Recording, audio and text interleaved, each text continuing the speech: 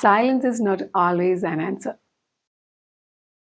നമ്മളെപ്പോഴും ഈ ബൗണ്ടറി സെറ്റിങ്ങിന്റെ ഇമ്പോർട്ടൻസിനെ പറ്റിയും ആവശ്യകതയെ പറ്റിയുമൊക്കെ പറയാറുണ്ട്.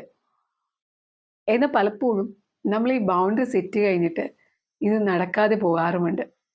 അല്ലെങ്കിൽ മറ്റുള്ളവരിൽ നിന്നും നമുക്ക് വീണ്ടും അതേ ബുദ്ധിമുട്ടുകൾ ഉണ്ടാവും, അതേ സാഹചര്യത്തിലേക്ക് നമ്മൾ എത്താറുമുണ്ട്.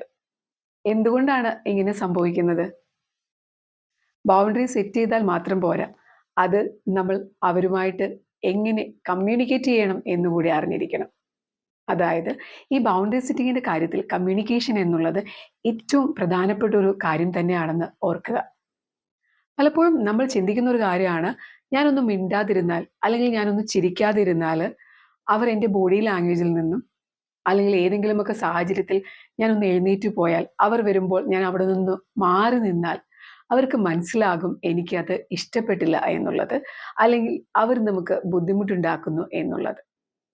ഒന്ന് ഓർക്കുക, നമ്മുടെ സൈലൻസിൽ നിന്നും നമ്മുടെ ബോഡി ലാംഗ്വേജിൽ നിന്നും ഒരിക്കലും മറ്റുള്ളവർ നമ്മുടെ താല്പര്യമില്ലായ്മ അല്ലെങ്കിൽ നമ്മുടെ ഇഷ്ടമില്ലായ്മ മനസ്സിലാക്കുമെന്ന് വിചാരിക്കുന്നത് തെറ്റായ ഒരു കാര്യമാണ്.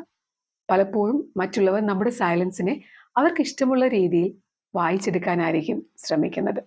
അതുകൊണ്ട് തന്നെ കമ്മ്യൂണിക്കേഷൻ എന്നുള്ളത് ഏറ്റവും പ്രധാനപ്പെട്ട ഒരു കാര്യം തന്നെയാണ്. ഒന്ന് ശ്രദ്ധിക്കുക, നമ്മളിത് അവരെ അറിയിക്കുമ്പോൾ നമ്മുടെ ശബ്ദവും നമ്മുടെ ടോണുമൊക്കെ ഒന്ന് സൗമ്യമായിരിക്കാൻ ശ്രദ്ധിക്കുക. എന്തു തന്നെ ആയാലും നമ്മൾ നമ്മുടെ പരിമിതികളെ പറ്റിയും നമ്മുടെ ലിമിറ്റേഷൻസിനെ പറ്റിയൊക്കെ മറ്റുള്ളവരുമായി കമ്മ്യൂണിക്കേറ്റ് ചെയ്യുക എന്നുള്ളത് നമ്മുടെ സെൽഫ് കെയറിൻ്റെ ഏറ്റവും ഇമ്പോർട്ടൻ്റ് ആയിട്ടുള്ളൊരു കാര്യം തന്നെയാണ്.